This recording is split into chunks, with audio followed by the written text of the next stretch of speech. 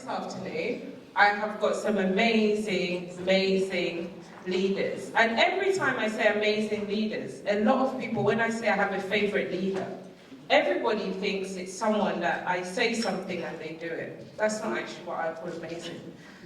When I say amazing, for me, amazing people are people who are first self-aware, people who take time to listen, but most importantly, who actually action on things that they hear. Now, when you're in power, I really think it's the most unacceptable thing for someone in power to do is not to remember where they started, not to remember how you got to where you got, how you have been empowered to now make some of the biggest decisions that change people's lives. So today, when we created this, a lot of us just wanted to be able to not only hear everyone who's black, to talk and talk about their experiences, but to also hear the challenges. But I always think you can never have the conversation about race if every race is not in that conversation. And we always forget people who are white when we have a conversation about race. When we first said this panel to someone, they said, Jackie, it's Black History Month, why are white men speaking? And I paused, as I am now, and I said, it's time for change, action and not words. Who are the main people who are leaders within our sector? They're majority white men. So they also need to be at that conversation and be on the table. I have been quite fortunate, but also I've been someone who takes even the smallest opportunity quite careful, and I use it to the maximum I can. My biggest experience and my favorite experience was actually being a PA on one of the biggest projects that we recently had, which was the A14 Cambridge Huntington project. I managed to not only work for one of the best leaders I've ever worked for, but I saw firsthand what actually happens in a boardroom.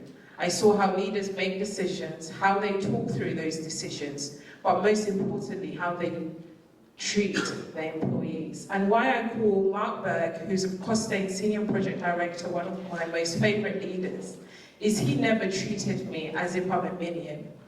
Whilst I was his PA, I was able to give my answers at leadership team meetings. I was always put on agenda. I was always treated with respect. When he gave me the opportunities to project manage something, some of his leadership team would want to treat me like as if I'm a junior, but he always empowered me. And I've always looked at him and I thought, do you know what? This is a leader who also understands the pains of people not believing in you, but also not understanding you. Even till today, I think we have a catch-up coming up where he's got all his leadership team and I'm also in there. But whilst I also worked there, I also met some other incredible leaders, and I went on to come back to Skanska head office, which at a time when I thought I would be sacked, it was a time where I needed to speak. I needed to speak because there was no more time for me to be able to keep looking up and not seeing anyone who's black, or not even a management level, but not even on a leadership level. Now I've got no qualms to say I want to get to the top, and I want to be able to never forget where I came from, and I will keep going. But I think the best part was being able to come face to face with someone who's very much in power. I think I came off that phone call feeling very sick and thinking I would probably be sacked. But then I also then saw a leader who took time to listen, understand, and create some of the biggest changes I've ever seen an organisation do.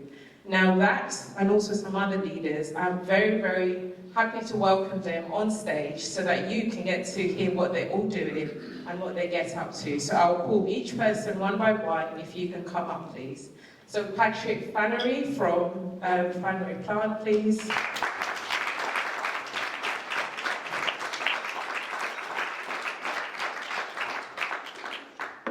Tim O'Sullivan, Harvey Francis, Andrew Spencer.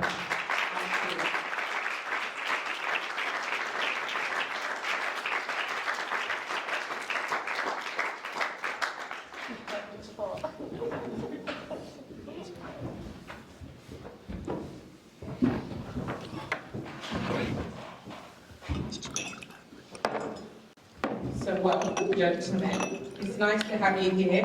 And I know I did set you up quite put the fire under your seats. I thought this was a bit warm. Okay, give me a heart. No pressure. Yeah. But you know what? Doesn't this also make you realise that also you just get, they can feel the pressure too. So, first of all, I would want you to introduce yourselves, and then I'll come to the first question. So I'll start with Mark, and then we'll make our way down this way. Hi everyone, my name's Mark Ewen, so I work for Mott MacDonald. My role in Mott MacDonald is looking after the Northern England team. So I've got a team of colleagues of around 450 people across Yorkshire, North East and the North West. Mott MacDonald, I think people probably know who Mott MacDonald is, but we're a global engineering management consultancy and we work across all sectors in engineering. So I was about to say good to be here, but after your intro, pre-break, a little bit nervous. But. I told you nerves are good. If you weren't nervous, I would actually be worried. Hi everyone, Harvey Francis, Skanska UK. I'm part of the exec management team responsible for people, communications, workplace and a whole bunch of other stuff. And I am really pleased to be here because I think it's great that we're doing this kind of stuff. However hard the time you give me, I'm still pleased to be here. Yeah, how you doing? I'm Patrick Flannery from Flannery Plant Hire. I'm a managing director and one of the family of the company. What we do really operate in like a large plant hire effectively, and you heard from Chris earlier who works for us currently. Good afternoon. I'm Andrew Spencer. White man from a mining village in the Midlands who probably never saw a black person until the age of about 16 and started work. So that's quite strange for this environment. So I'm a fellow of the Chartered Institute of Procurement and Supply Chain. Spent 25 years in this profession, still learning daily. At the minute, I'm the head of procurement and supply chain at SCS, Skanska Costain Strabag joint venture, looking after about £2.5 billion worth of spend. Hopefully we'll continue in that role, but we'll see how the next hour goes and what Harvey decides. Afternoon everyone, I'm Tim O'Sullivan, the Managing Director of the Denny Sullivan Group, family business, and we supply trades and labour to the major infrastructure projects right across the UK. The likes of Crossrail, Thameside with Superstore, Silvertown Tunnel, Hinkley Point, we're in all sections of High Speed 2, down at Hinkley Point as well, and we're up in Transpennines, a rail line from Manchester to Leeds. So delighted to be here today. Thank you for having us. Thank you, gentlemen. So the first question, you're probably thinking, how did they even accept to be on that panel today? And also, what was their first reaction? So the first question would be, how did you feel when you first heard about the title of the panel and then being asked to be part of it? So the first person I'll go with is Harvey. How did I know that was going to happen? And was there a choice? Not really. No. Good, just want to clarify that. Actually, I was kind of pleased because, Jackie and I have talked a lot about this and about the general subject of kind of power on organisations and the people that are actually able to make the choices. And very often, kind of, my view is what happens is that the people who want to drive the change tend to be in the underrepresented groups. And actually, very often, people usually need a what's in it for me to change. And for me, it's the people, whatever colour or background, who are in those positions of power that can make the change. And I'll talk a bit about this later if you give me the opportunity. But it's about doing it through the culture rather than just a set of meaningless events or interventions or campaign. We should be well past all that. So I was really excited that once again we're going to come together and actually talk about some of the real issues and see what we can to do to kind of get on the road and get some of these things unblocked. So yeah, really excited. Thank you, Harvey. To be honest, you just said, can I be part of the panel? So.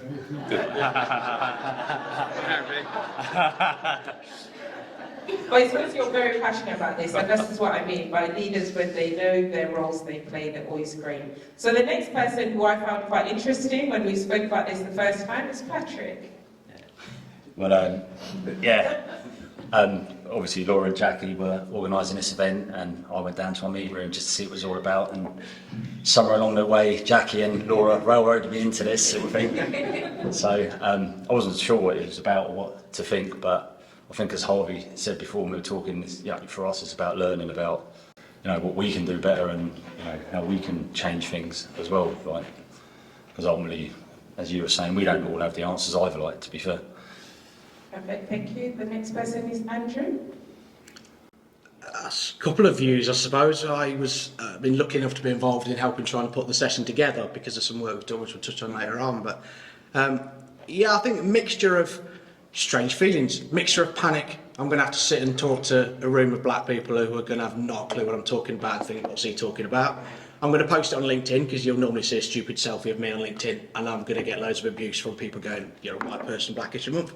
And then you sit there and think, well, that's the point, because that's what is normal happens for every black person and what you feel. So it's kind of a realisation really that that's quite strange. And even had it actually in here. I went to the toilet in here, and I'm not used to a joint sex toilet, and hands up, it felt uncomfortable for me, and I walked in there thinking, this is a bit strange, this is a bit weird.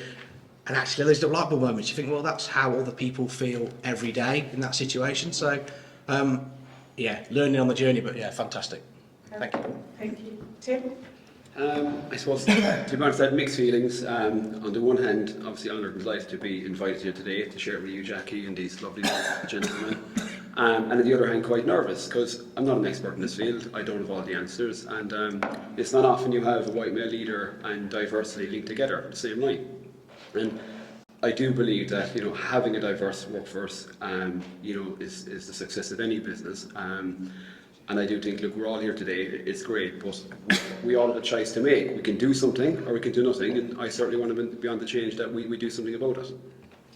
Thank you, Mark. Probably repeating some of what others have already said, so definitely nervous. I'd be lying if I wasn't nervous, because I think of what you just talked about in terms of don't feel like I'm an expert, but I want to help make a change.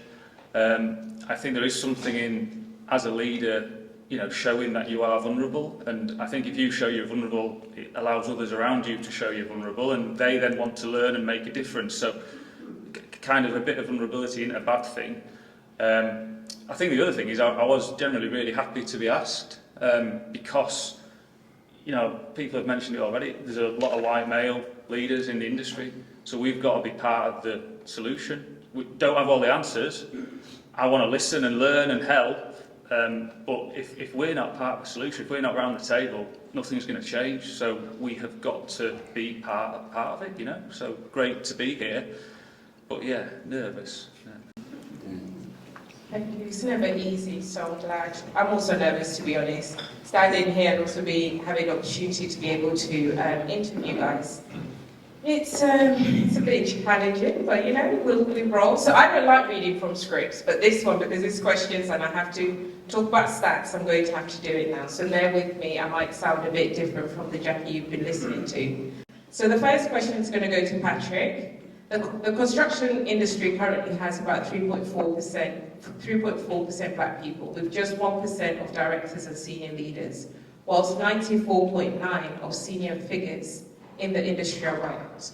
Then 1.8% of them are of Indian ethnicity, and just 0.4% are of Pakistani ethnicity.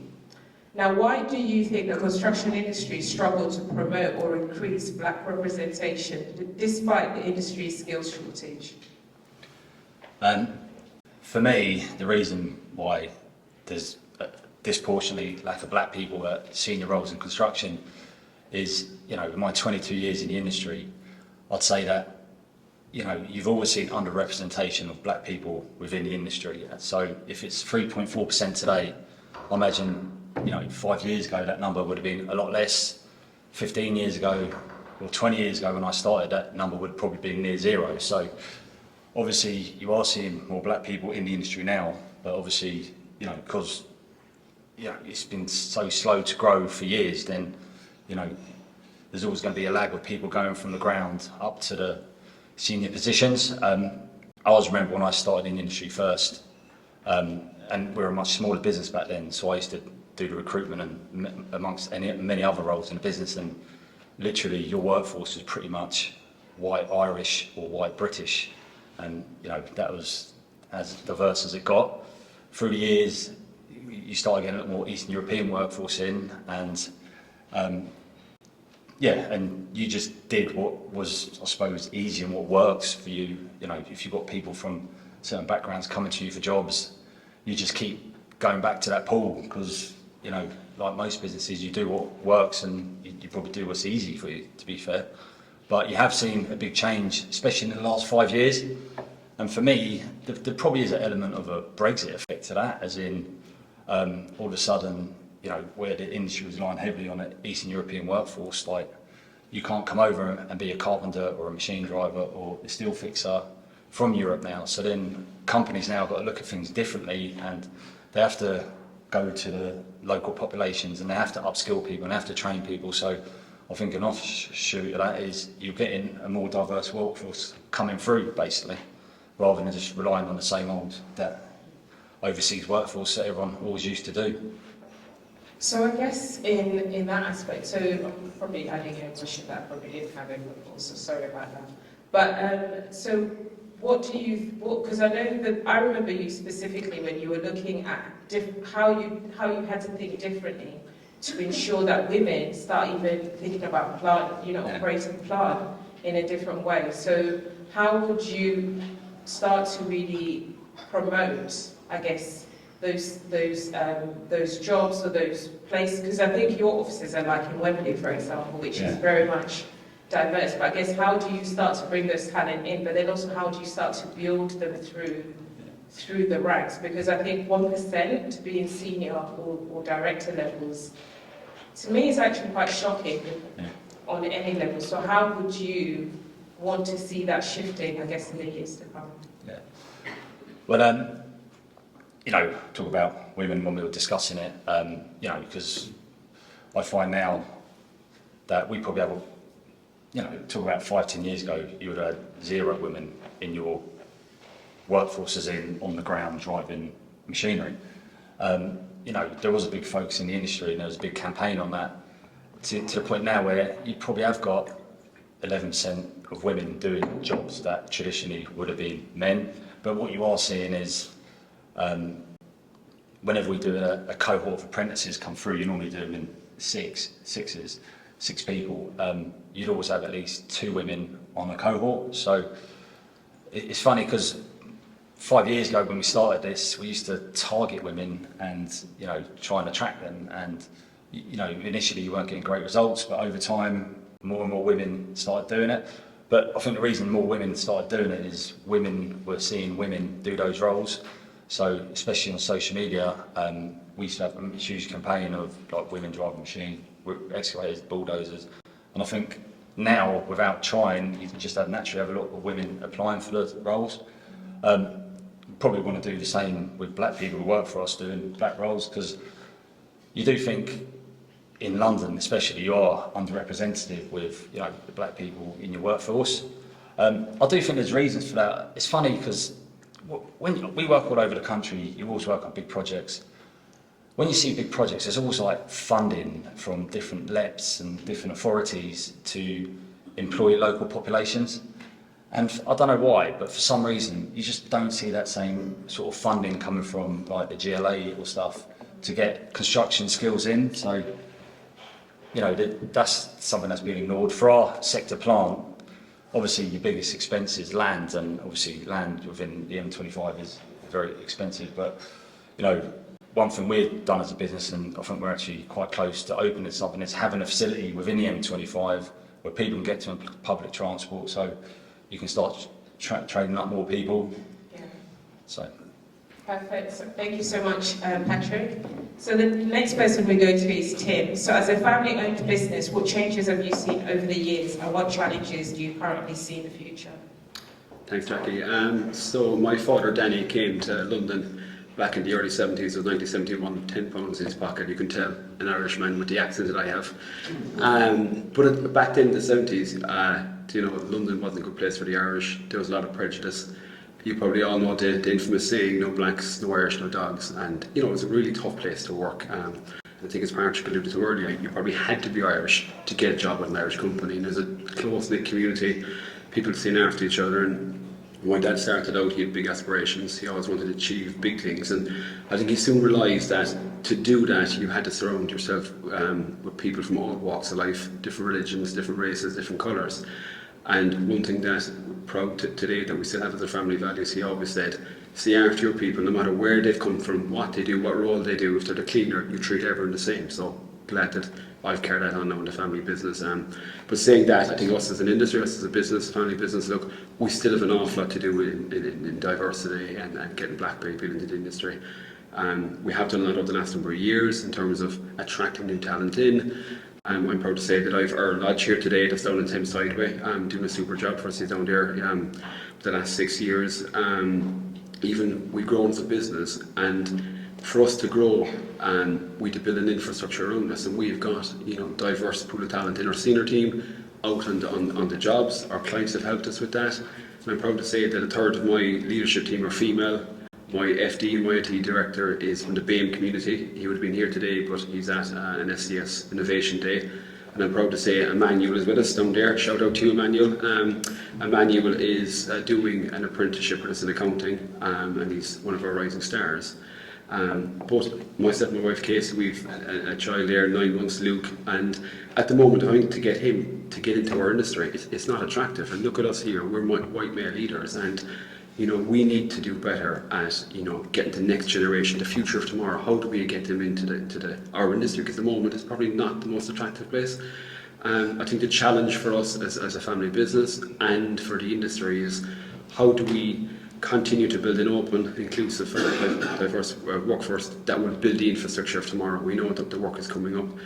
We are competing against companies and industries like there's tech, banking, pharmaceuticals, and they're well alive to the problems and the issues around diversity. And I think that if we are to succeed, that we need to listen, we need to learn, that we will attract these people in, and if we do this together as an entire industry, I think we can then succeed.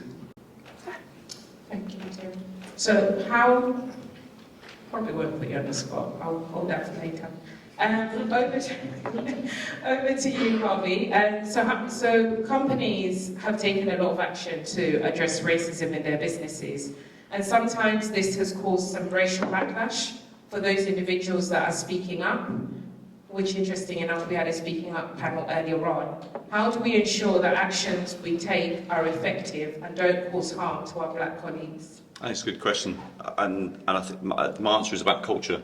I think the organisation has to be ready, to accept and have some of these discussions. And I think actually, if you try and do the wrong things too soon, and the culture's not right, then I think that can cause upset, and that can cause, I think, the kind of issues that you've spoken about. But I think more importantly, the company needs to be willing and able to deal with the uncomfortable stuff.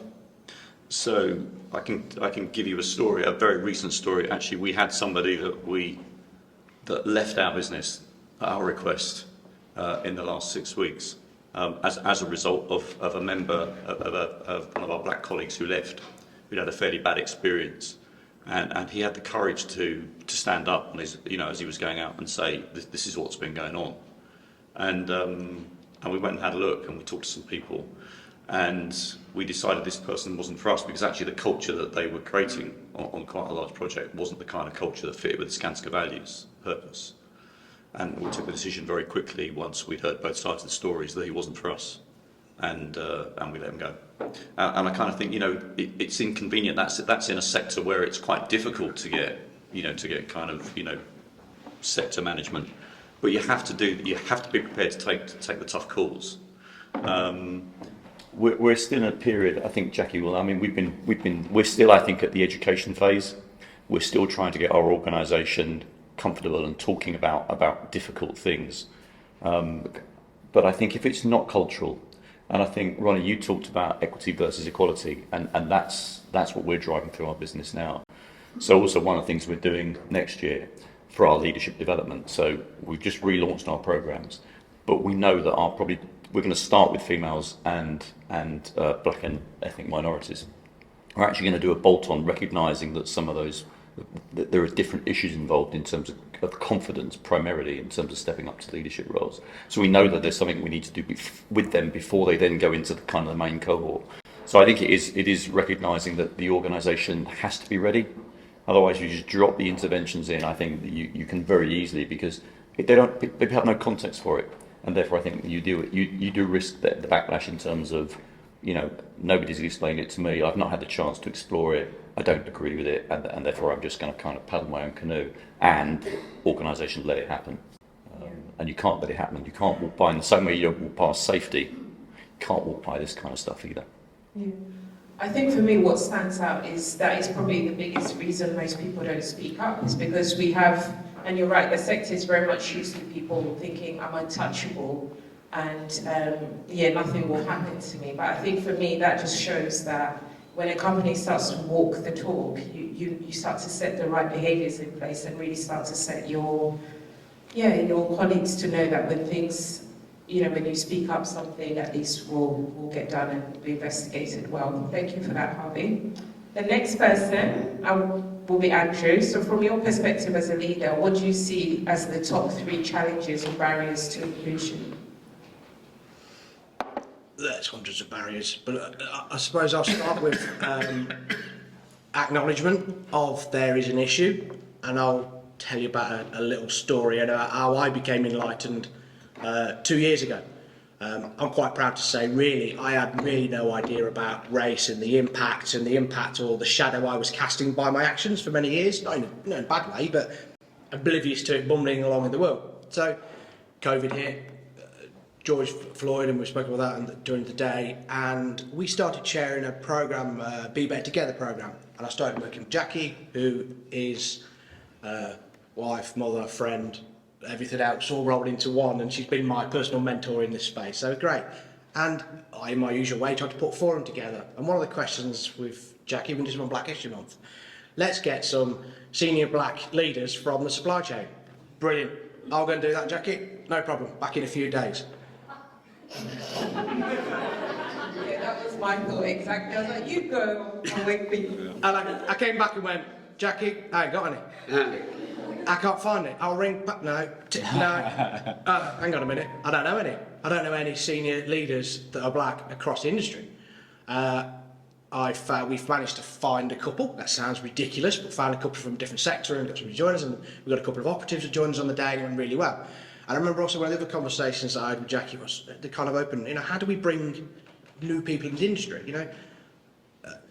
Shoot me for saying the wrong thing, which is always where Jackie's helped me. She's allowed me to ask the silly questions and be put right. We've been growing good as an industry of allowing people that are pregnant, and the female industry remain really disabled. But I was thought, oh, that's fine, we've made the changes, but I don't have to make any changes to bring a black person into the business. So why aren't we doing it? We found stumbling blocks to bring a woman in because they might get pregnant or something else. And those things were acknowledged from me that needed to do something. So that was kind of thing. That's the thing where the industry really suffers with. And then I suppose, secondly, the inclusive environment, the environment that we always have, and that goes multiple ways. I've probably always done it by stealth. My favourite QS is in the room, Taffy. It's in the short pool of QSs that I like, so it wasn't an easy choice. But I did a lot of work with Taffy, actually not really having a clue that Taffy was black, apart from he was bigger than me, and it was great to see the smile and the joy in that kind of face. But to create that inclusive environment, and Jackie talked about Mark, Harvey's here and other people here, you have to be able to support the leader and the person to make those decisions or challenge and stand up. Otherwise, you just become the stupid person that's just challenging it. So the white people have to challenge each other and support each other to make that thing. And then fundamentally, it was great to hear from Daniel and Ronnie what they were saying.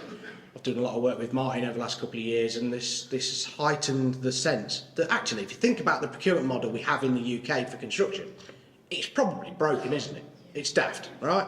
So what do? We get a load of money, we sell risk, we pass it all on, we throw every buzzword in the industry at it, from collaboration, social value, stakeholder, race, EDI, you name it, we've got it all. And you try and squeeze it into this little tiny tender package, and then you've got somebody, usually a white commercial manager, going, I want it the lowest, so I'm only putting 80% on a balanced scorecard. So we throw in the EDI question.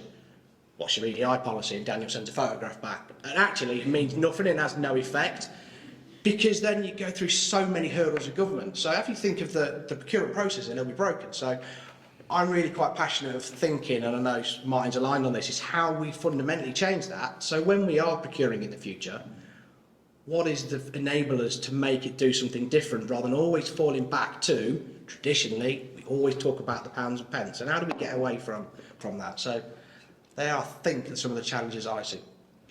Thank you, Andrew. Do you know what? I'm quite biased with Andrew because, yes, he was on the A40, but for me, it's always seeing you. What do I like about you? So you actually just say what.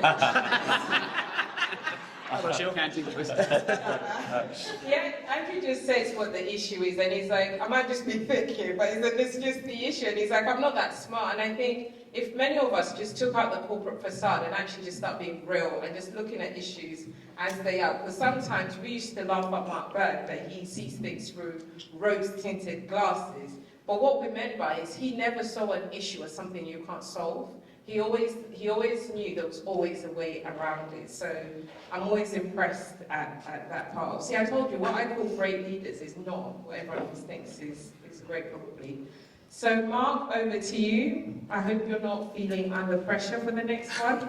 So how do you inspire and encourage more participation amongst inclusion, and what is your suggestion in doing so? So I think there's a lot, actually, Harvey, that you talked about in terms of culture. So there are lots we can do to inspire greater, participation, but that has to be underpinned by a culture where people feel safe, secure, they can be themselves. And I think when you have that culture in place, it allows some of the other things I'll talk about to allow participation to be increased.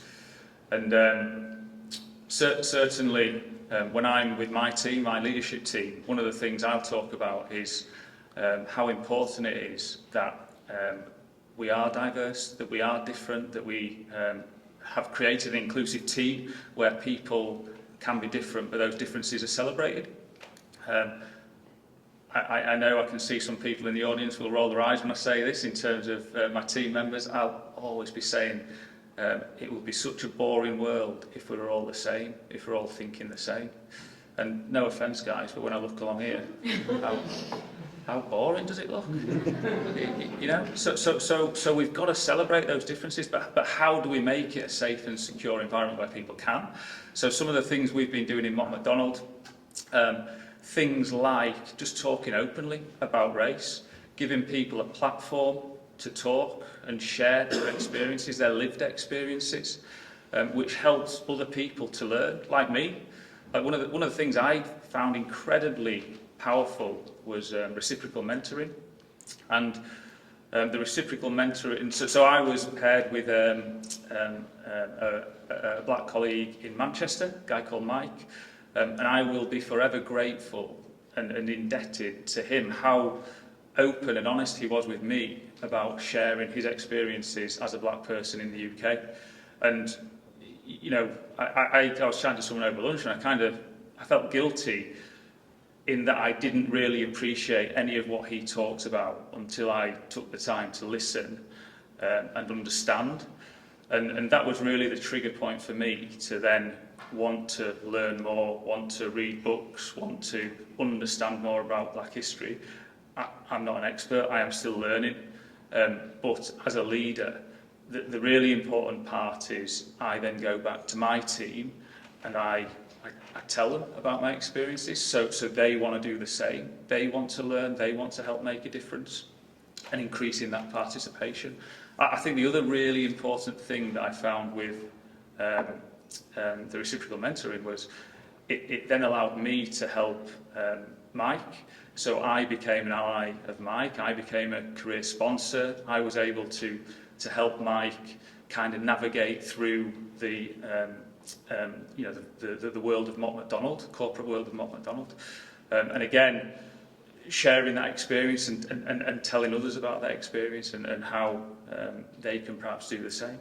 So there's loads of things, Jackie, but for me the absolute underpinning thing is getting a safe, secure culture so people are able to share those experiences really openly. And I can ask silly questions without feeling as though I'm saying something I shouldn't. And similarly, colleagues can share experiences with, lived experiences with me. Thank you, Mark. Just I guess a question for all of you actually is today we all got to listen to Frank, who really very much spoke about inclusion. Everyone, we then had the power of not staying silent and also, breaking, how do you go through your careers? And I think some of the questions that were quite obvious and kept coming up is how leaders are held accountable, or how do you make this embedded in your leadership, or, practice what you preach, or how, like Harvey, you spoke about the organization has to be ready. So what does ready look like, and how do we make sure we continue to see progress and it not be something that we just speak about and just park away? Because I always say to people, whilst you see us do Black History Month, I think Harvey hears me in his ear every month. Like, there's no month that goes, he does not just listen to me once a month. Every month is speaking to him, but I guess other people don't probably have that with their leaders or exec sponsors for their race networks, or those that they speak to. But I guess for the audience, how can they hold their leaders accountable, but then also how can leaders be held accountable and make sure that inclusion is something that is continuous on the table? Sorry guys, not sorry, I did say this was going to happen, so we'll start that way. Start with Mark and then come down. Thanks, Jackie. There's about 12 questions in there, Mark, isn't there? Yeah, I'm just trying to unpick all those. But no, I think it really links to some of the stuff I was just talking about. As leaders, there's a bit of holding ourselves to account. One of the things that frustrated me a little bit was it felt as though, and I think we're getting better, but we would only talk about race at certain points in the year. And we need to be better than that, don't we? We're not going to change. At the very start of this, we said we're part of the solution. Well, in the roles we've got to hold ourselves to account better. Within my division, it's on me to be the one who's visible and talking about race and allow others to follow and do the same.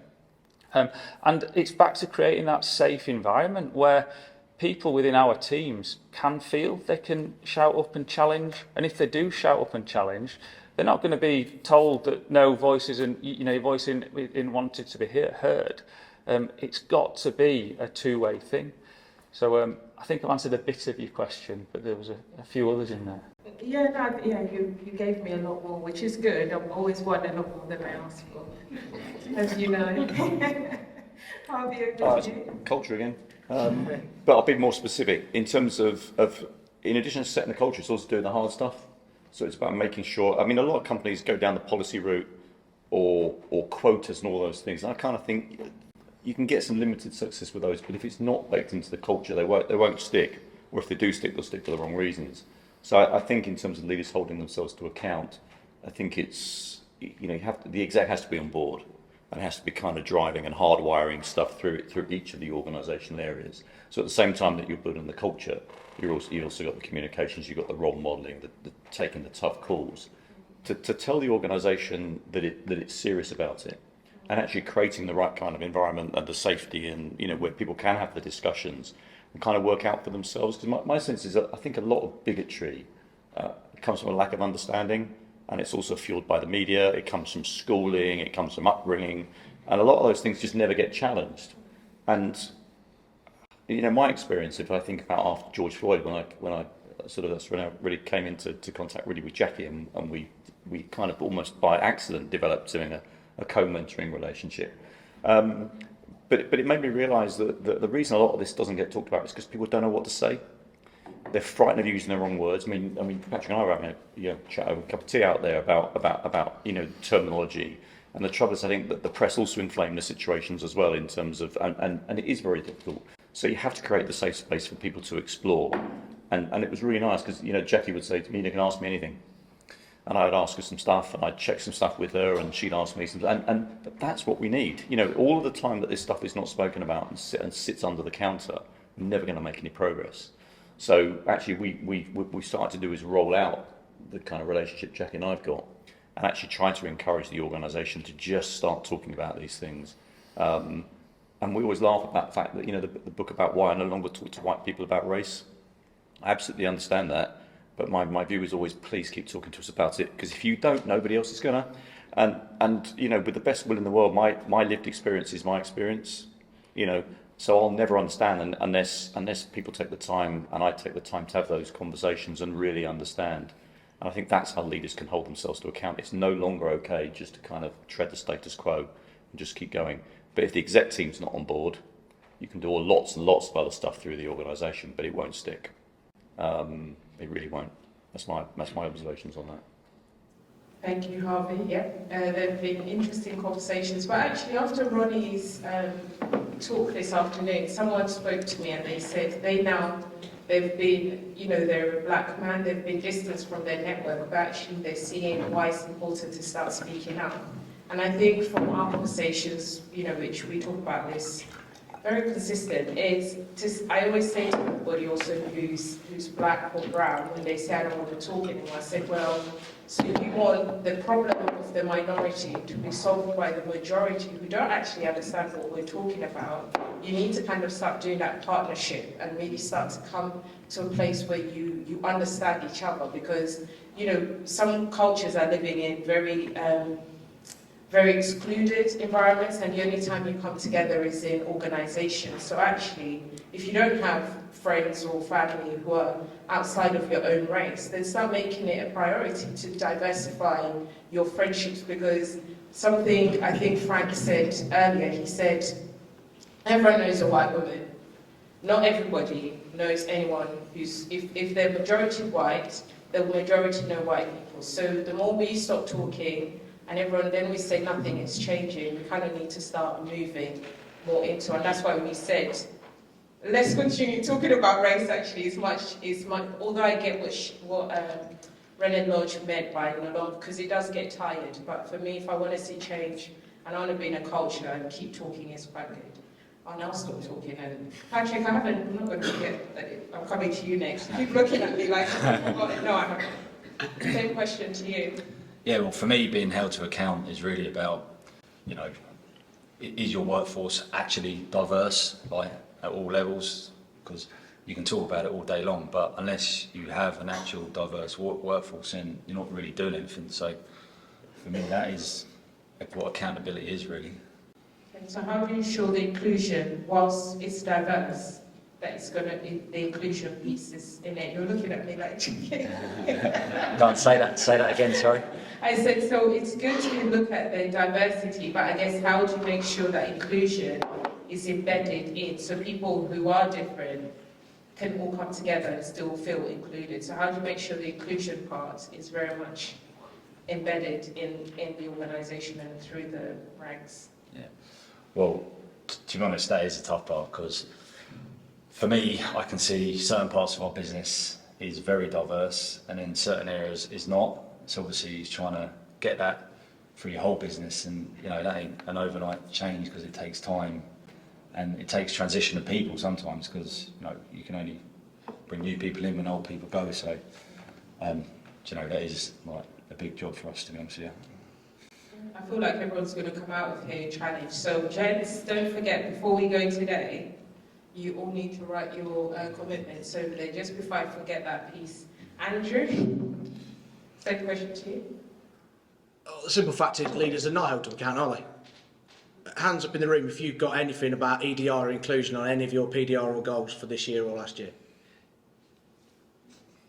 Oh, boss, go then. Crack on, you've solved it. But it's not spoken about. It's never been in any of mine, and I'm 21 now, and it's never been any of my PDRs.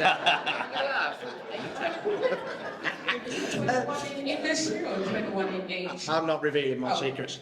But it's never been in any of my targets. It's never a topic of conversation. It's never something that people talk about. So, you know, I guarantee that the CEOs and the people that earn far much more money than me, profit will be on there, on their goals and their bonuses, it's on their PDRs, it's what they do, it's what they review. It's not talked about, because so what? So what if nothing happens or nothing changes? It's not the right attitude, but that's why change is not happening. And we can start with the small things or the big things. We've got to make that progress. But for me, to get that accountability, it has to matter something to somebody, to A, to appreciate there's a problem, but B, have something of a, you know, compensation or something that makes or drives that change, because it's that reason to make the change, and that's not there to drive change. Interesting. I'm looking at Harvey because he normally has a different opinion on this. Probably. I'll go over to Tim. I'll stop beginning. Thank you, Andrew. I really feel the tone needs to be set from the top. I'm in a family business, and I know when my dad started out, back in the 70s, 80s, look, diversity probably wasn't on a thing or wasn't labelled that, but the last number of years it has come huge in our workforce, and I do feel it has to be set from the top. And I do feel from a supply chain point of view, we work on various projects across the UK, which I mentioned earlier, that the supply chain need to feel empowered by the main contractor, by the client. Everyone needs to be on the same page with it, because we're on some projects out there, and you'll have the old school foreman or works manager, and all they want is production. They don't care about meeting the EDI, meeting the C targets. They just want to get the job done and get it built. They don't want to give, say, people from the black or the BAME industry a chance, but we need to, as a whole, break that down, but it needs to come from the top, and we need to get support from the supply chain, needs to get support from the main contractors, from the clients. So that's where I feel it needs to happen.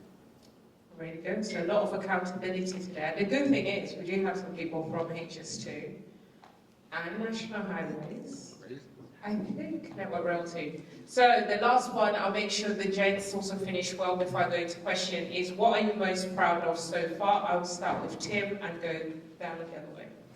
I suppose first and foremost, the fundamentals and the great family values that my father set out when he started the business, and proud to have maintained them today. As a business in 2019, we became the first UK labour supplier to achieve the Be Fair, Fairness, Inclusion and Respect accreditation, the CITB. It was a rigorous process. They selected sites or projects right across the UK and certain individuals, and they interviewed them, and they're talking about modern slavery, how you're being paid, about your welfare, etc. And proud to say that we've achieved that, and we've gone a step further there last year. We've got the Be Fair embedded status from the supply chain school, so we're really, really passionate about that. We have 150 fair ambassadors working for ourselves, including our entire management team. And one thing for me is that I make sure that the management team have an open door policy, and if anyone has an issue, no matter how small it is or big, that they're there to help people out. And I do think, look, it is great that we're all here today. We're all busy people. We all have jobs to do, and we've emails. And I was talking to one of the McDonald people earlier about Teams calls. And since COVID, my God, your diary's back to back with Teams calls. And I don't know how we managed before COVID without the Teams calls. But it's a great step. I think that we're here. But it's what do we do next? I know we're going to go back to our businesses. We're going to talk about this. I certainly am with my management team, and it's going to filter down. But it's on a journey. I deeply care about it, the diversity, and I want to make it happen. And I think that just all of us need to just agree on what we're going to do next. And yeah, thank you for having me. Thank you, Tim. Andrew? I'll give you probably a less corporate answer from my end, and not do you was a corporate answer, Tim. I mean, I'll try you a different answer, different view. So I suppose my eyes were open, I mentioned it 2 years ago. So for me, it's been a bit of a personal journey, and I'm proud to sit here alongside some fantastic supply chain partners who, when asked the question, excuse my French, give a shit, have responded to it and answered, and we'll try and do something to it. And that's been quite good to continue that journey on. And with Jackie, I'm really proud that actually now the conversations are starting to be heard, things are being mentioned, we're trying to do a thing. I've never seen or been part of anything like this before. I think it's a start of where we can go, so I'm really proud of that. Personal wise, the last couple of years has really admired. I talk about this thing now with my children. I told you I live in a Midlands, in a mining village with white people everywhere. I talk about it in my golf club now, which makes me laugh, which is the, average age 50 to 80. There's not a black person in the site of the golf club. I've asked several people now in the last few months, do we know if we've got any black members? And the 6 people I've asked so far are all members of the committee of the club, have no idea. Which is a bit personal for me, and it's nothing to do with today, but actually, if you take something away, and I'm really proud of, you take it away and do something in your own personal life and affect your sphere of people, your conversations, you'll be able to have it. And again, spreading that shadow that you cast, if that makes sense. If everybody can do a little bit, then hopefully everything starts to move on from it. So that's what I'm really proud of. That, I continue to keep learning. That's it. Learning never stops. Patrick? Yeah, what I'm proud of is you can see that change is happening, and obviously we're by no means there, but I was proud listening to Chris earlier talking about like how, because Chris, you've obviously been in the industry sort of similar time as me, and when you start telling the story when you started as a machine driver, there wasn't many black drivers, but you know, telling the story about being an actor and now working on SES, and you feel there's, you know, a lot more black colleagues and people of colour and more women in construction, you just feel there's a more diverse workforce, and you know, it's proud to hear that you know, change is happening, and you know, it's coming from yourself that you feel the same. So yeah, it's sort of kind of definitely feel proud about that one today. Thank you. Harvey? I'm proud of the fact that we've lit a lot of fires across the organisation and in the industry. So if you think about, would this have happened 2 years ago or 3 years ago? Probably not. But, and I don't want to be the Debbie Downer here, but people in Skanska have heard me say this. What we've got to do is got to stop preaching to the choir, and get out of the bloody echo chamber, because I'm guessing most of the people here are kind of cut. You know, we're probably preaching the converted. The discussions we'll have is among like-minded people. Actually, the trick is we've got to get the conversation wider. So I always say to our employee networks, next time there's an event, bring a friend, bring a line manager, bring a couple of your team along, bring people who wouldn't normally have access to these kind of conversations. Because unless they're brought into the discussion and debate, this will always be a lovely niche group of people trying to progress things, but without the critical mass that it really needs. So I'm proud of what we've done so far, but we really have scratched the surface, and I feel ashamed of that, because you know, we should have scratched the surface years and years and years ago. But I also think we're unwriting hundreds and hundreds and hundreds of years of history and prejudice and all of that kind of stuff, and that stuff will take quite a long time to overwrite. But I think we're on the right road, but we've got to get more people in the discussion, and quickly. Harvey, how do you, because you gave me a challenge, so I'm going to ask how people can do that. So how do you suggest people are able to make sure they're bringing others along on the journey? Just ask them. Just ask them to come along. I'm going to this. Come along. And I always said, you know, we had an event similar to this in Skanska about, was it 2 weeks ago, 3 weeks ago? It was really good. We had basically a celebration of our employee networks. And at the end, and we put on a nice lunch, good coffee and stuff, and said, you know, even if you're not sure about the subject matter, come along and have something nice to eat and something nice to drink and stuff. You might learn something.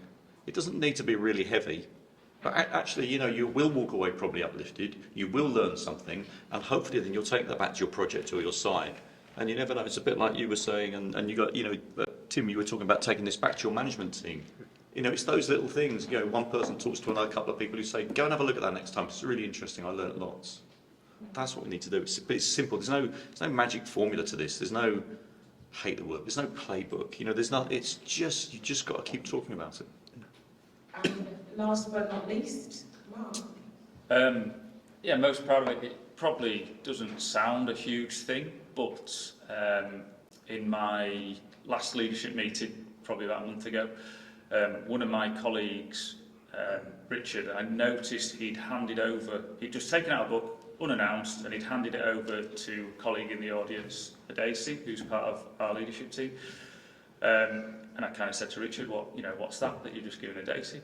And he'd, I hope, because he'd heard us talking about race, about the fact that I felt we needed to learn more and have better conversations. He'd gone out and he'd purchased a book, which is worth reading, by the way, The Anti-Racist Organisation by Shireen Daniels. Richard had gone away, educated himself, and then stood up in a meeting and passed it to Daisy. And for me, it was quite a proud moment, because he had taken it upon himself to learn. He then stood up in a meeting and it was showing that he was an ally by passing over the book to Daisy. And then there was a little bit inside where you kind of think, it's only a small thing, but if there is more of that, then we can tackle this, you know? And earlier in the week I was chatting to you, Vanessa, and we talked about how it's an example of perhaps, you know, it's a little sort of pebble in the sea, but those ripples, as they come together, we can create a bit of a wave. So only a small example, but need to see more of that for me. Perfect. Thank you very much. I guess I'll ask myself the same question, because you're thinking you can't put everyone else under the microscope and not put yourself under it. So for me, I think I'm with, who said it? I think it was Harvey or Patrick, or anyway. Someone said we would probably not have been able to do this years ago. And for me, as I said, probably sometimes I've felt sick in my stomach with some of the things I have to challenge and talk about. But one thing I'm grateful for is being able to have, I guess you're right, Harvey, you have to have the right leadership that create that atmosphere for you to speak up. I also say, challenge is a good thing. Also try and challenge and at least get back what's in your organisation. I've always said if Skanska had showed me otherwise, I will start finding my door and go elsewhere, because what I won't be doing is staying in a place where it's only meant for certain people and someone like me won't be able to be there or grow and continue to perpetrate that behaviour. So for me, it's been amazing. Really proud of my panellists for first of all agreeing. Whether they agreed or they were colluded to agree, they still agreed. Agreed is agreed. They still turned up. They still came. They put themselves out there. And for me, if any of your leaders are here, be proud of them. But also, if they're not here, think about what are the things you can take back. What have you seen today? What have you learned today? Because what we really wanted to do today as an event was really open it up for you to challenge yourselves as to what you can do. I know, Harvey, you think everyone here is probably the converted. Probably not. Some people are also on that journey. So I'd like to empower you to think, do you know what? I can sit in my bubble, but what does my bubble do for me? I think Ronnie said it earlier. I don't feel like I have any other option. So the option is to start being part of the change. I'm not going to wait for anyone else to do it. I've waited long enough. And now it's time to continue pushing, because for me, my task is to make sure I retire with at least a few people on the leadership teams and the exec teams. That's really what I pray to see at some point. Never know who will be on there. Might be someone next to you. Who knows? Life is there. So the next one, should I open up for Q&A?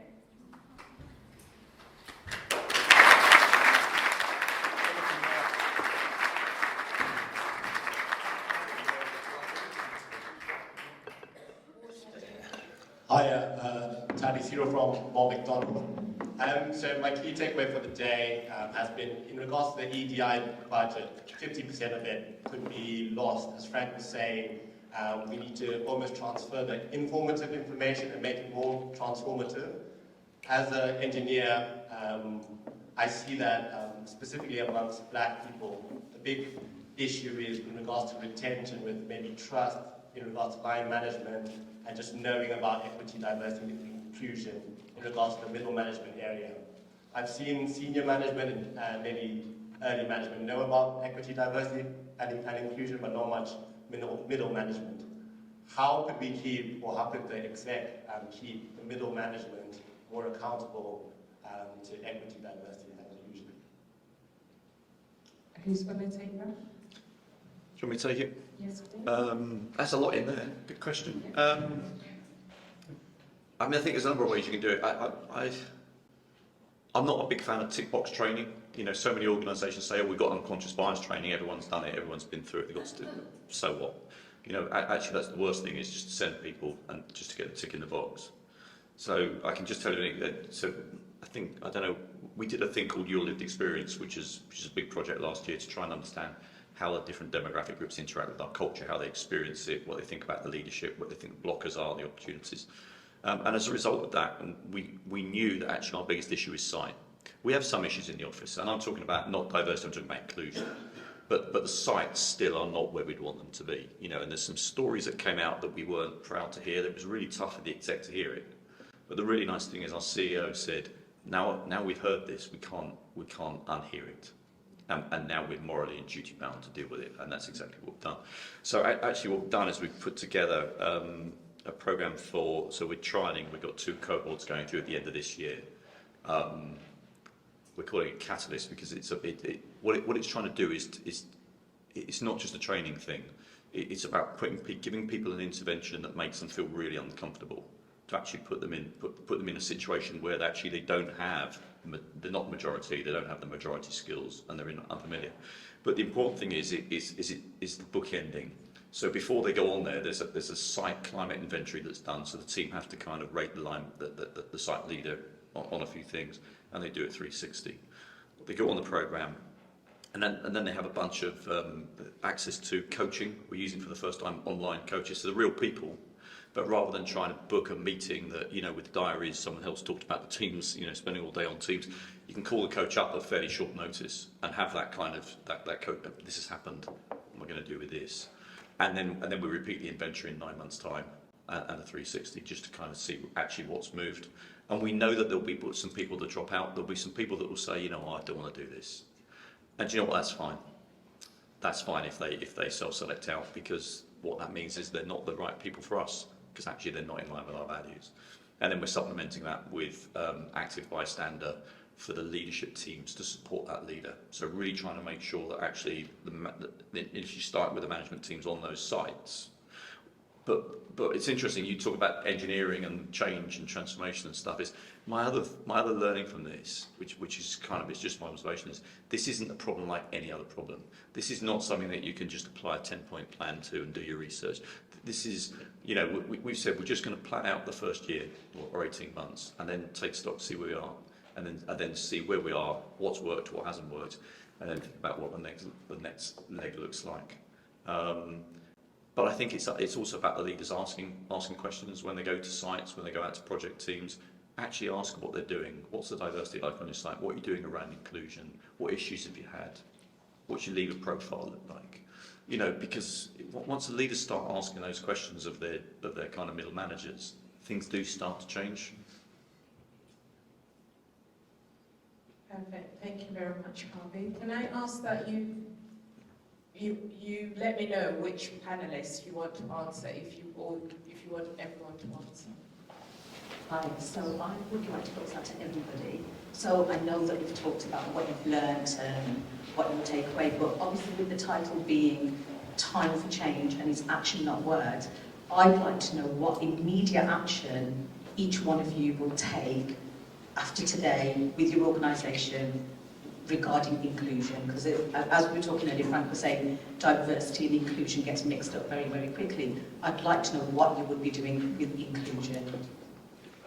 I just think what Andrew said there earlier about the PDRs and reviews, like putting that inclusion, mandating it, making it part of the PDR, that it's a target that we got to achieve and we got to do a lot better with it. So I'm going to make a commitment to that. Thank you, Andrew.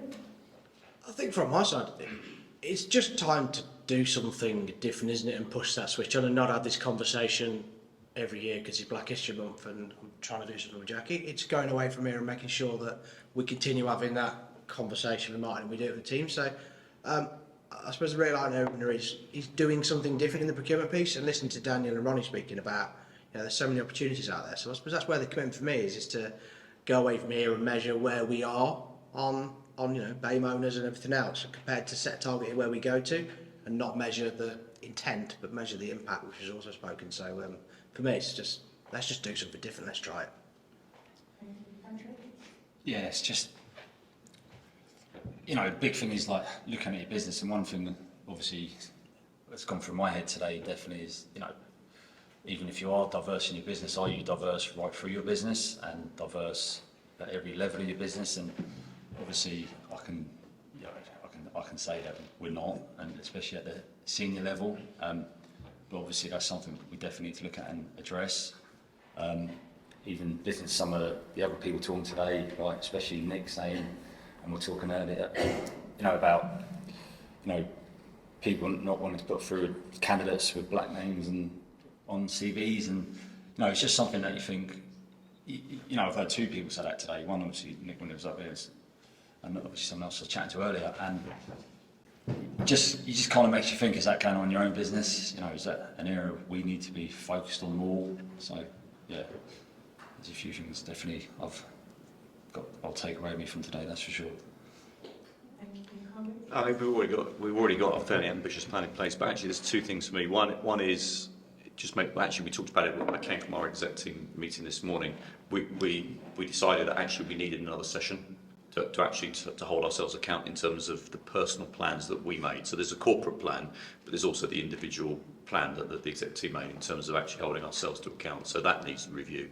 And my personal thing is actually, we run a co-mentoring, or you call it reciprocal mentoring program for our senior management team. That's our top 20, and Jackie and I have kind of continued within that. But actually, I've realised I'm going to volunteer to take on another co-mentor because I think I'd get something from it, and hopefully somebody else would too. So yeah, that's my personal commitment. I think in terms of immediate action, I'm quite lucky in that Tarasiro, who asked the question, is just leaving now. He asked the question previously. If there wasn't anything I said. Because I was about... So I work with Tarasiro, who's part of our team in Sheffield, and I think his question was actually a really, really good question about, effectively, one of the better phrase, the middle management, you know. So I think that great that we're here having this conversation, but the next bit, if you like, is getting middle management engaged, and I will be committing to pick Terry's brains tomorrow, and I just want to understand how I can unpick that and help. So, yeah. Thank you.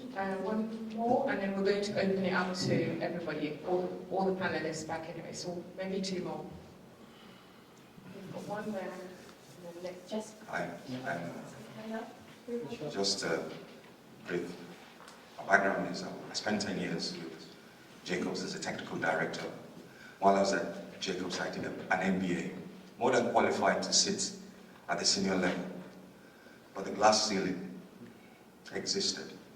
So in my case, I just got fed up of it. I set up a big business with a big multinational company, and I leave that business. What you need, the question I need to ask, what are you doing about black or minority executive recruitment? I get this from all the people, there are no black people or minorities at this level.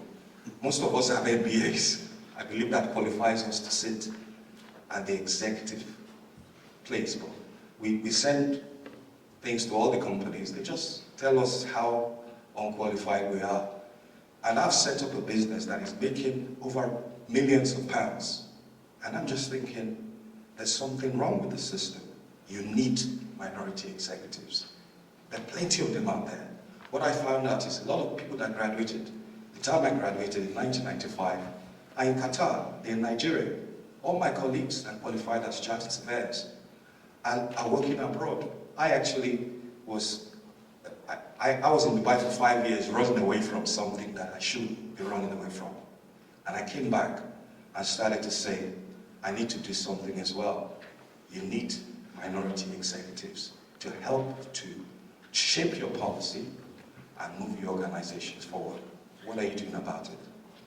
Thank you. Can I pass that question actually to Harvey? Only because when maybe 2 years or 3 years ago, I think we had someone in our network actually raise this up and say because of seeing that glass ceiling, they already start to calculate leaving not just the business but the sector.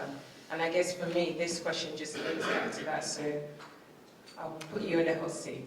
Yeah, okay. I mean, first of all, it's about opportunity because you know, we get it through our O&E network, where they ask exactly that same question.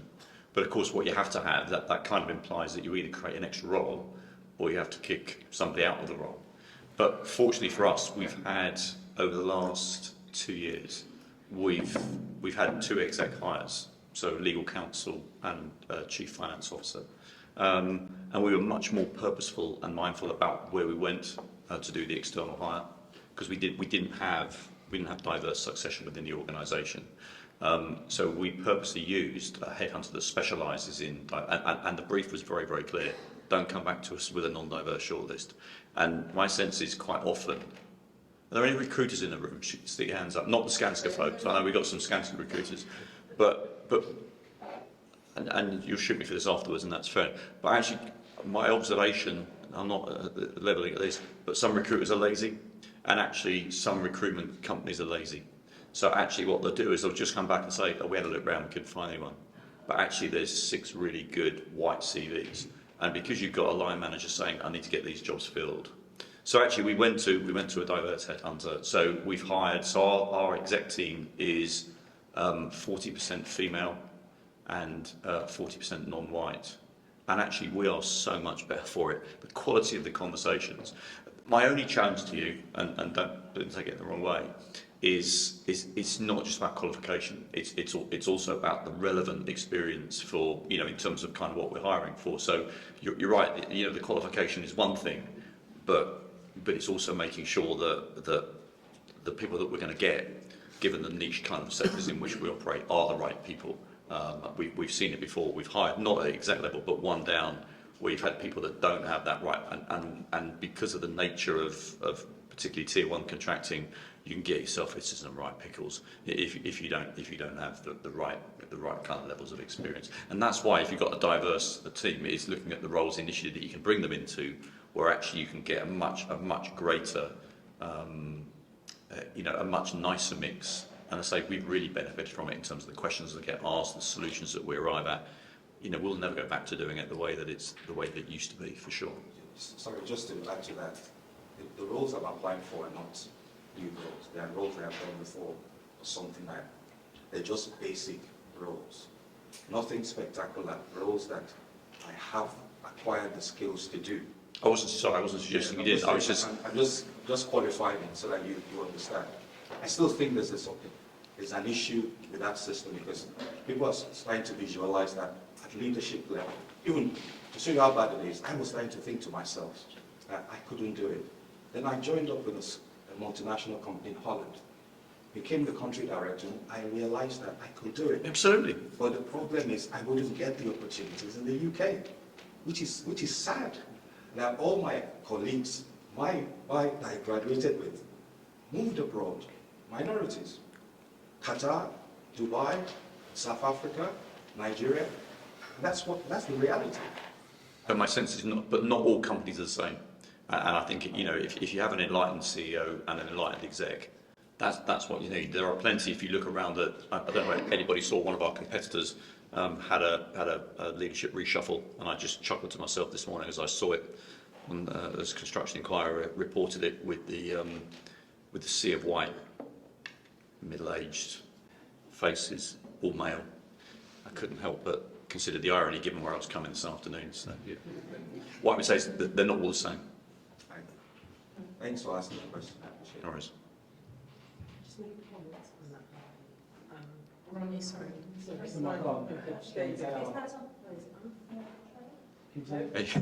Yeah, That's on. The other one. The other one. it's not being It's not you. That's a lived experience, and I think that we've got to process that in our minds, that he's had this experience where he feels like he's got to a certain level in his career and there's a blocker there. And I think the key thing is understanding why there is a blocker.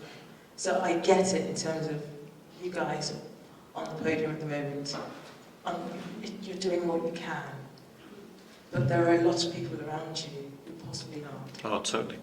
And that, honestly, I just think that we just need to take that away and really understand that there is a barrier. I run my own company. I put ads out and I get someone else to shortlist. And I see what I get through. And unless we're intentional, we're really intentional, we push back. And you said it, I know that you're converted, I'm just reinforcing this. Unless we push back and say, actually, go back and look at that pool again and come back to me with some diversity and some representation in those CVs, it's never going to happen. So let's not sweep that comment under the carpet. For sure. There is a real issue there is a real barrier there. And people do make decisions, whether we accept it or not. When people are sat in the room, unless they're really intentional about diversity, you have two people in the room. One's a white man and one's a black woman. And that white man, and I know this because I've been there, and that white man understands about the golf, supports Man United, Arsenal, and they get it, and you can relate to them, unconsciously or consciously. You make that decision to go with somebody that you're used to. It's not because you're racist, but because that's what you're used to. And you've got a woman who's black in the room, who doesn't go out for drinks. I mean, goodness me, I do, and I love football. So,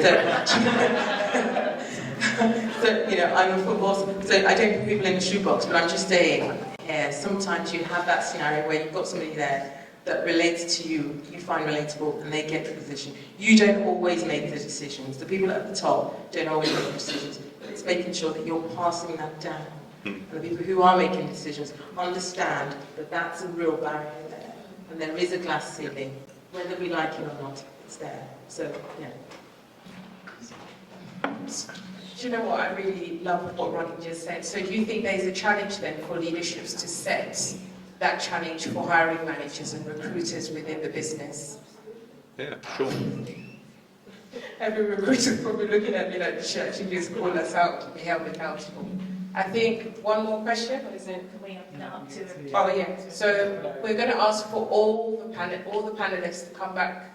Are we having them at the front? Yeah, you guys just come and gather. Yeah, so ask any question, but I think we've only got 10 minutes, so maybe even the panelists, if you can go straight to the point, please. Yeah, and there's a lot of people, so if you can direct it to a specific person, that was, yeah. So, I've got a question for Ronnie. Ronnie, you mentioned earlier about speaking to people of influence like Liz Truss and Boris Johnson and people like that. You know, for me, there needs to be some accountability from the government as well. You know, the ownership sits with people in this room. What are they doing to help us out? A lot. A lot. I mean, I wear lots of hats. I missed the first part of your question, but I think I got it from the end.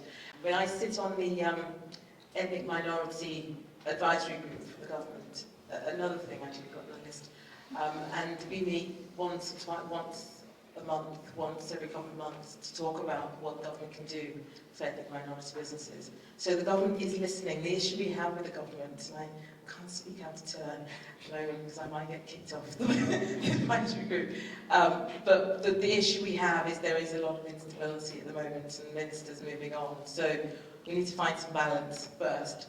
But certainly we've been having those conversations where we had Paul Scully as a small business minister, for instance, and you know, the fact that the government reaching out and asking me for my thoughts, you know, and others, not just me, they are listening, but there is a lot more to be done. Certainly working on it. But that's where it needs to start. It's the policy, and I'm speaking about this all the time. It's the policy first. We need to get the right policies in place that mean that we all have no choice but to make diversity work. So we're working on that. But at the moment we've got a room full of corporate people, so we need to make sure that we're doing our bit as well. Perfect. Next question. Is it on? Mine's more of a reflection as opposed to a question. It's, are you reflecting on the teams beneath you directly, and are they as diverse as they could be, and what is your succession? So it's more of a takeaway, go away, look at the teams you've got, and what is the succession that's coming up to fill your seats? Are they diverse and inclusive, and are you really doing more and not just recruiting externally, but building in within your actual organisations? Jackie. Who do you want to give that to? It was more of a reflection as opposed to a question, but it's not what's I can relate to that. That's it. I think you make a very good point. I think in one of the panels earlier, someone asked a question about visibility and whether, as leaders who are from different backgrounds, we actually put ourselves out there for mentorship, or whether people can actually, we present ourselves as people to be followed. What tends to happen, and from my personal experience, is that because there's so little of us in these organizations, you tend to have clusters in organizations of people who look the same. And that's one of the things that we need to have a look at as organizations. I have a question, considering I'm handling my account. And I think Natalie, I'll go with you, and I think I'll go with Andrew, just because I'd like to know two sides. Harvey was saying something along the lines of trying to get more people out to events like this, and I think we are looking at a panel of people that are on the right side of the conversation. I think we need to get, as you said, the panel need to be more of the people that are maybe slightly scared of this kind of conversation. What can we do? I mean, having organised this event and helped these ladies organise the event, What can we do to kind of take that fear away? Because I think the minute we start talking about race, especially from a sort of a white point of view, it can be a scary situation, it can be a scary question, people are not sure what to expect, they feel like it might be a bit preachy. And I suppose I'm asking Natalie from a minority point of view as to what we can do to kind of help people take that fear away. And maybe from Andrew, from a white point of view, what would you hear, what would you like to hear, to kind of help push these events a little bit more? For me, I only really connect with someone who's buying into what I'm saying and really truly can see where I'm coming from. But not only that, they go that one step further and actually champion what I'm championing. So it's great that we're all in the room, we've all got shared beliefs. But I'm really keen, and my coach at Ruby, we always have discussions about this, about finding the people who don't want to come along that journey. And I can't bring them along all by myself. I need my exec sponsor, which just so happens to be the CEO of the organisation, to demonstrate that behaviour that he wants the rest of the business to see, and we hope that other people will come along. So if I want something to happen, I think Ronnie said it before about when she set her business up and she was going to meetings, she wouldn't actually go herself, she would send someone else. That's what we use our executive sponsor for sometimes. If we want to engage our senior leaders and our exec, we send our CEO along. He buys into what I'm thinking, and I genuinely believe that he is about the journey and wants to change the culture in the organisation, but it doesn't always, and it shouldn't always be me that speaks about it. I want to see him influencing from a genuine place his workforce, and that's the only way that I can see that it will go all the way down. I suppose from my side, I want need to make this conversation more than just once a year. So we brought it up in the Enterprise Academy. Martin and Jackie sat on that in front of 96 SMEs, and Jackie said, have you ever been the only person in the room that looks like you? And I think everybody crawled under their seat and the desk and ran off because they didn't like the conversation. So we need to bring it more to the case. And I think what it does highlight that actually we need to spend more time in supply chain management, supplier relationship management, talking and engaging with suppliers. We're very good as an industry at building things and solving problems. What we're not brilliant at is taking that step forward and doing something different. So hopefully everybody walks away from this room and tells at least one other person about it, drops it on a social media, sends an email, speaks to their team. If you don't, you just come for a nice lunch and listen to people talk all day. So that's what you're all empowered to do, which is what it needs to do. This is going to take all of us and many more. Can I just add something? I think we need to stop thinking it's going to be comfortable, because it really is never going to be comfortable. But I think it is just how you choose your words, when is the right time. But I'm probably with Natalie on this. There gets to a time where you have to, I always say, find one or two people who are your, actually I think I like the advocate side more than the ally, because I feel people just say ally out their mouth and don't understand that you need to be active. But sometimes it's really draining to talk to people who just switch it off, because I've had someone say to me, well, it's because you're only passionate because it suits you. And I said, well, because you've never had to do that. I said, do you think I like it to be a conversation, talk about race all the time? That is a privilege for you to think someone that you don't need to talk about race, or it doesn't challenge you. We've got children, we've got nieces, nephews that we've got to train to even speak up. I don't think anyone can say anything to my son. I think he won't even work for a company that's not even serious. But so it's a privilege for you to not even speak up. But a lot of people think it's going to be comfortable. I would say kill that comfort, because that comfort is what caused us not to have any solutions in the first place. So go into it knowing it's going to be uncomfortable, but also create that, you need to create a safe space to have that conversation and have that challenge, and then take those that they will look like them, that will have that conversation, because some people will only listen to those that look like them, and whether you believe it or not, some people will prefer people that have the lived experience. So comfortability, I would say probably, Harvey, we always say this, you're not actually having a conversation about race if it's comfortable, you're just not. You're having some nice conversation. I think earlier we were talking, and the gentleman in the blue, he said he's been married for what, 30 years? 26 years. 26 years. Next week. And in his marriage, to solve anything, you have had those awkward conversations. So all I'm saying is, for anything to change, it's not going to be comfortable. So I think comfortability is not probably going to think. Can I share my thought on bringing people together?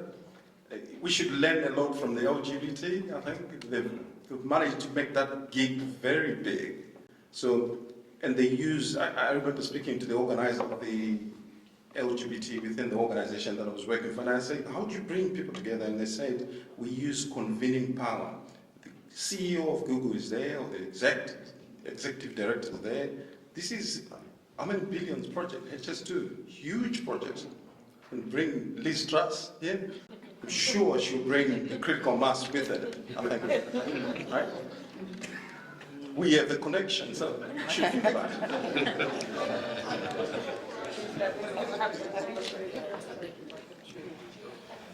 I'm from Mott McDonald, and I'm the STEM engagement person who go out to schools. What message would you give today, after this conversation? You know, we've discussed barriers, etc., trying to get ethnic minorities into this sector. What one strong message would you share as something that we should be telling more young people? I think this is probably a good question for Harvey. Okay. Yeah, thanks for that. I'm not sure there's one message. And actually, I need to think about that in terms of what we talked about today. But as a non-construction person by background, you know, I came in with some trepidation. But what a fantastic industry. But I also think we probably need to be honest with people. You know, you need to sell the vision and sell the dream, but be honest with people. Because if you're not honest with people and you sell them something and then they arrive and actually what they've got is something different, particularly around inclusion. And it's actually, you know, the other thing that kind of struck me about this afternoon is helping people see that they can be part of the change. And actually, to kind of Ronnie's point, and I think a few other people, actually, if you want to achieve it, you can achieve it. There is always a way to kind of get through. But it is about finding those allies. It is about finding those opportunities. And it's about sticking your head above the parapet as well and being prepared to do that. And so often people don't do that. And unfortunately, you know, laziness kicks in across a lot of organisations. So, you know, if you want it, you can get it, but you have to kind of put your back into it. But with the organisation's help, we can absolutely do it. So it's probably not a very convincing answer, but I probably need a bit more time to think about that. Sorry, one more. Ruby wanting to jump in as well.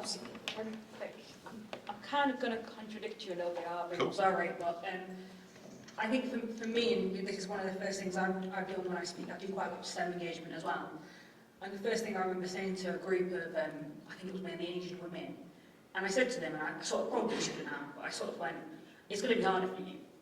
And actually for me, when I came to that realisation, so I came quite naive, I was a graduate when I joined HS2, and I sort of thought, I've got all these ambitions, and I'm quite intelligent and whatever, so I'm going to be able to achieve them. But then I sort of came into the organisation and I realised, oh actually, it's not going to be as easy for me. And even though that was quite a hard realisation, once I realised it, I sort of went, okay, it's not going to be easy for me, so I need to work harder now. But if we continue to instill the idea of meritocracy, that all you have to do is work hard and be the best, and therefore you will get your position. Therefore you're telling everybody that is black and brown is not in exec, then they're not good enough. Because that's the only reason you're not there. Because it's meritocracy. It's if you're good enough, you get into the position, and if you're not good enough, you're not in the position.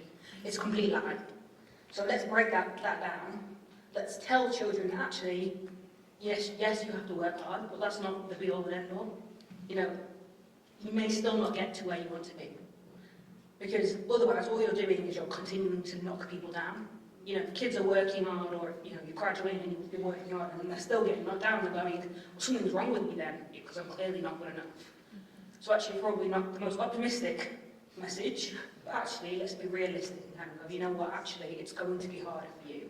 And you may have to do things differently, you may have to find advocates, you may have to find mentors, whatever it is. But do it. If you really want to do it, but you unfortunately then have to work harder than your white male counterpart, but if that's still what you want to do, then do that. Jackie, can I quickly go into that one as well? Oh, of course. I'm going to challenge Ruby on that one. I'm going to keep challenging, and that's the point, it's the diversity of thought. So, when you say what you're going to say to children, so today you see I'm a woman, I'm mixed race, so my dad is white, my mother is black. So we've got that point of what someone doesn't see actually is either neurodiversity. What someone else doesn't see is actually, by the age of 10, I was one of the youngest people to take a private prosecution in the UK. What you don't see is that actually I was told that I might not be able to get GCSEs due to a head injury, and I'm here today. As someone who's won a geotechnical award, as someone who's been in the Financial Times, as someone else. We have a saying in my house, we have a couple. You have 3 people in your life. The people that are going to be the allies and push you to be better. The people that are going to be the bystanders and do nothing. And the people who sometimes are going to break confidence. I can't do anything about those people. I've got to work on me. That's true. I've got to know where I'm going, where I've got to get to, and the allies you have on the way, take them. We are sitting here today doing a Black History Month event, which we may have thought would have been possible. The second thing I say to them is, I'm religious, so wherever you believe, don't get this wrong. Our second saying, if God is for you, no man can be against you. So, on the Amen to that.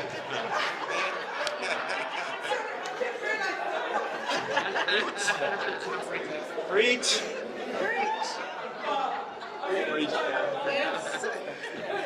But my point is that no matter the problems you may have along the way, that is a journey that you have to share. That is a journey that you have to go through. And sadly, for some of us, that journey is just going to be that little bit harder.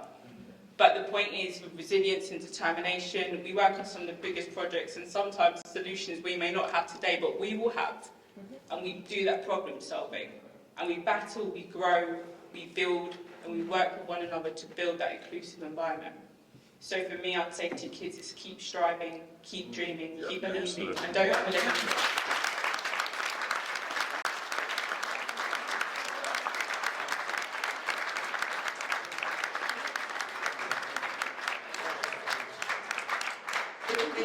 Is that good to close, or do you want one more? You're all good. You're all fed. Oh, one more question over down there.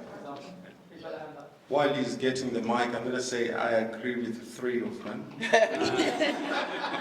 Because life is not one line. You've got different experiences, and that's why we're all here.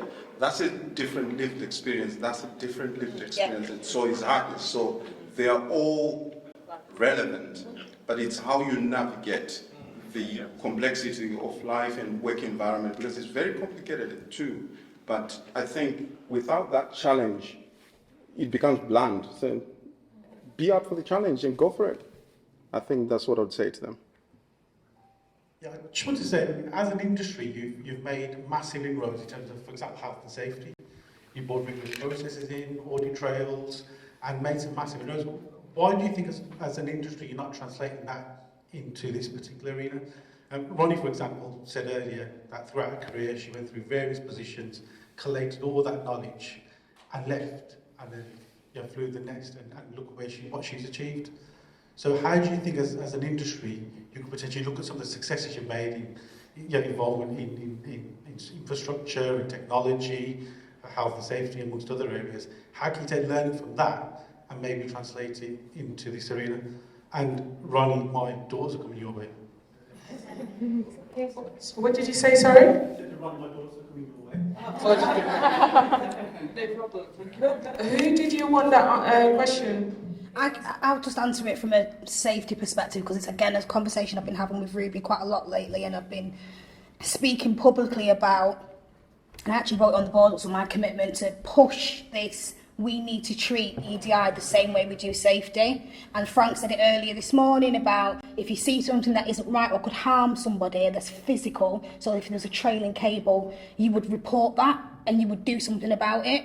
And I think that is something that I've committed to do, is to keep driving that message. In answer to your question, why isn't that happening yet? It's because safety is always in construction the first and foremost thing to do. But what we can do with safety is, and this is something that I'm quite passionate about, is linking safety, physical safety, to psychological and emotional safety, and we really need to start exploring that a bit more. And that's when we start to touch on the EDI side of things, because I am having far too many mental health first aid conversations with people from the BAME community, and it's work related, because they feel that they are not, for whatever reason, themselves are being called into question. Again, I'm slightly exception to the rule, don't like to shut up, I'm very vocal about how I feel about things, but people know that it's because I'm coming from a place of wanting to make sure that people are safe.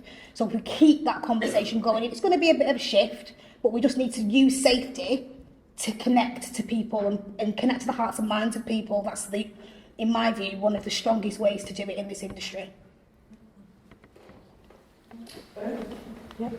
Who wants to go on? Just very quickly, I can tell you why the issue exists. I guess in identifying why we have an issue, maybe we can start to think about what the solution is. The reason is that health and safety affects everybody. 100% of the population, 100% of the construction industry. The EDI issue affects just Black, Asian and ethnic minority. So until we get to the point where everybody realises it's an issue that affects them as well, it will not be treated the same as health and safety, and that is the issue. Now we've got to get to the solution. That's why we've got the Harveys of the world in the room supporting. And sorry, I'm very bad at names, and everybody else that's on the panel. Apologies. But we need them in the room to get on board, to make it their problem, to make it their issue, and then it becomes a global issue across construction. It's not going to happen immediately, and we've got to be realistic. I'd like to add to that, if that's okay. Yeah. So, as Harvey, as you were speaking about the incident where disciplinary action had to be taken and someone was let go, it just got me thinking about what you mentioned on the incident side. So, I recall a number of times seeing Skanska emails about, their environmental incidents, and that's communicated to the wider team to say, this came to our attention, this is what we did about it, and this is what we're going to do going forward. And unfortunately, when there have been health and safety incidents and there've been loss of life, again, that's communicated. This is, has come to our attention. This is what we've done about it, and this is what we're going to do going forward. And it just makes me think on that side of things, not necessarily to say that names are disclosed in regards to who is involved in an incident that involves someone having to be let go. But I wonder if it's worth communicating that a racial issue has come to our attention. This is what we did about it. We investigated, and this is what we did about it. If it's worth communicating that widely. Can I just answer? We do. So we so this one actually didn't come into our ethics hotline. It came direct to me, but we will treat it in the same way. So every single case that comes up, there's an investigation that's commissioned by the Ethics Committee and as a kind of, usually an exec or a senior manager who oversees it. And then once that's done, it's written up, it's anonymised, so all of the names are taken out, the projects are taken out, and then they're published on our intranet site. We've got about 120 or 130 of these cases, and they're everything from employee relations, discrimination, commercial irregularities, because actually, we believe, so with safety, you're right, we always publicise when there's a safety incident. We should publicise these, because if we just sweep them under the carpet, then no one knows what's going on. And actually what we think is that if you publicise it and say to people, look, someone's raised it, this is what we did, and this is the action that we took, even if it results in disciplinary action or dismissal, it gives people the heart and the courage to say, I'll just ring the helpline. Because actually it'll get there under someone's senior's nose, there'll be an investigation, and if there's action that needs to be taken, it'll get taken. So it's a good point, but it's something that we're already doing, and I think I'd encourage anyone's organisation who doesn't do that. It's a really good thing to do. Yes, that was exactly it, because not being aware of what's being done across, other organisations, what I mentioned was if it wasn't, then it's something to take on board, definitely to communicate that across the board. Write to your CEO and ask him or her to put it in place. You asked who? What did you just say, Harvey? I said, write to your CEOs and ask him or her to put it in place. Very good challenge.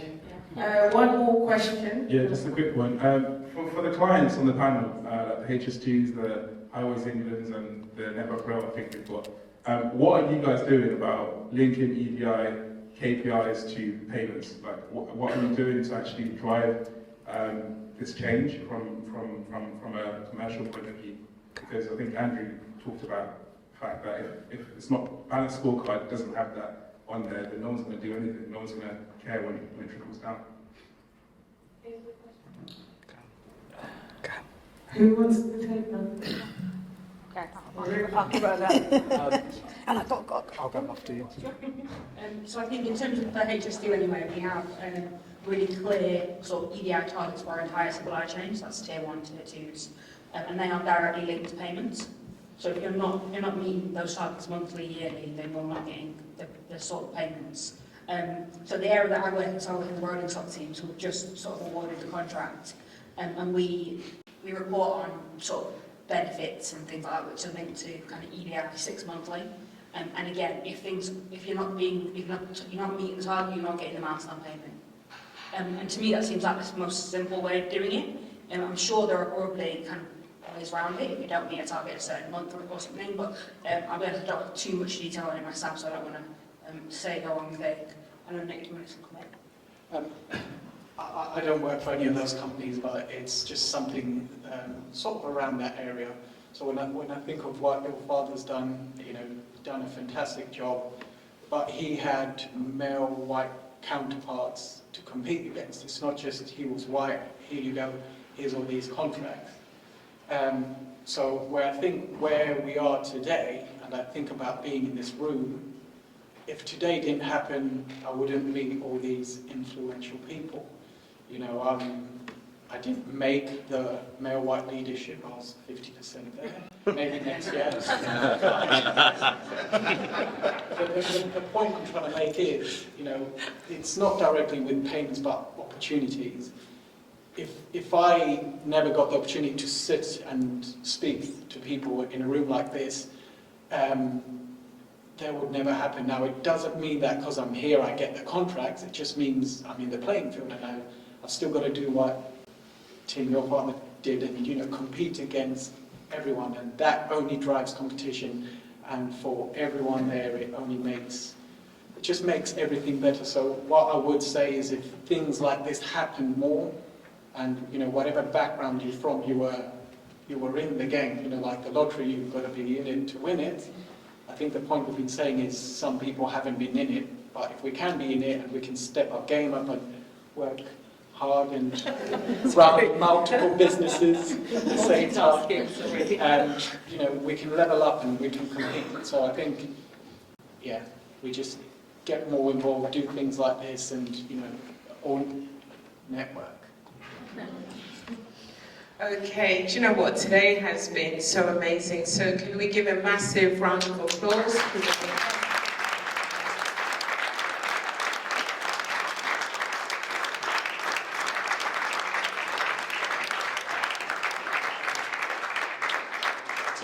So before I close you all off, I'll remember a conversation that we had with Harvey. He's probably thinking, what's going to come out of her mouth right now? But I think we were talking about there is a scare as well to level up the playing field. I think last time we spoke, you said actually, where you're like, people traditionally, or your qualification was, you can just be white, but then have these qualifications, you're looked at as a future talent. But the more we have these conversations, start leveling up the playing field, we're all going to start competing at the same pace. So that doesn't come as a given. And I think when we were at lunch, we spoke, I think it was with Kelechi, and I was saying to her how I had a boss who was basically telling me to be mediocre. And I kind of looked at him and I thought, never.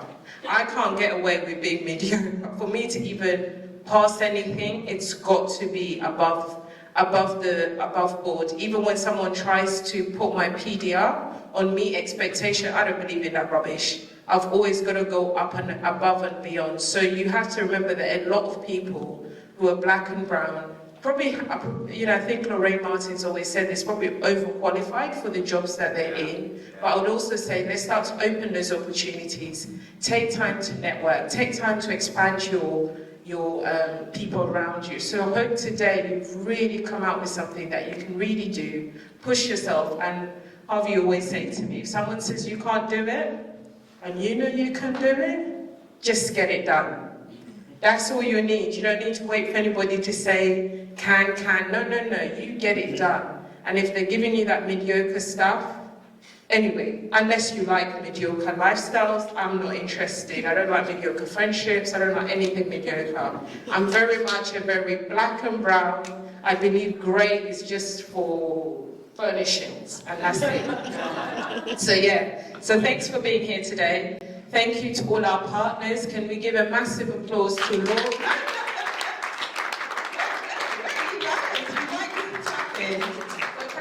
Massive applause to Laura, Kamal, Tamara, Martin, Andrew, Ruby, Vanessa, Andrew. Have I missed anyone? Me. Thank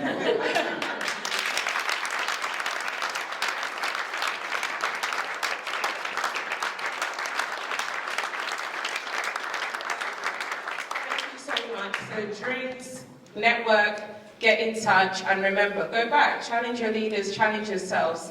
Let's get it done. Remember your commitments. Please make sure your commitments are on there.